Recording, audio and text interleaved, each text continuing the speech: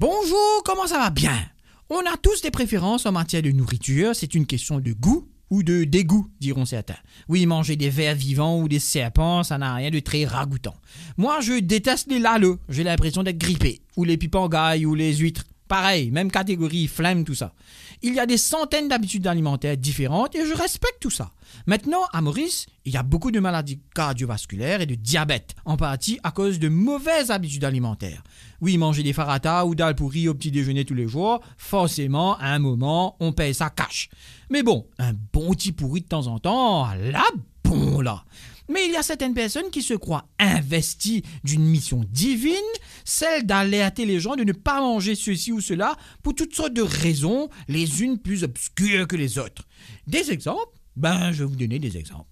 Depuis quelque temps sur Facebook, il y a des trucs sur la margarine, comme quoi c'était à l'origine de la nourriture pour dinde. Ça vient d'un gars qui avoue lui-même avoir été un management trainee pendant 1 an dans une usine de margarine. Ouais. Il y a mieux comme crédibilité, hein? Et puis, il y a les centaines de trucs sur les boissons gazeuses, pleines de sucre avec force démonstration de ce qu'on peut nettoyer avec certains de ces sodas, comme par exemple l'idée saugrenue de tremper dedans une pièce de monnaie en cuivre, que ce qui n'est pas bon, c'est le café, le lait, le maïs, les mines en sachet à cause de je ne sais quel cire qu'il y a dessus. Ah, il y a aussi l'interminable débat sur les édulcorants comme l'aspartame, vilipendé pendant des années, même jusqu'à maintenant. J'ai vu récemment le résultat d'une étude, encore une étude, qui dit que, bref, ça n'est pas du tout dangereux à moins d'en manger plusieurs kilos par jour. Ben oui, si vous mangez 10 kilos de n'importe quoi par jour, comme de l'ail par exemple qui a plein de vertus, vous allez être malade.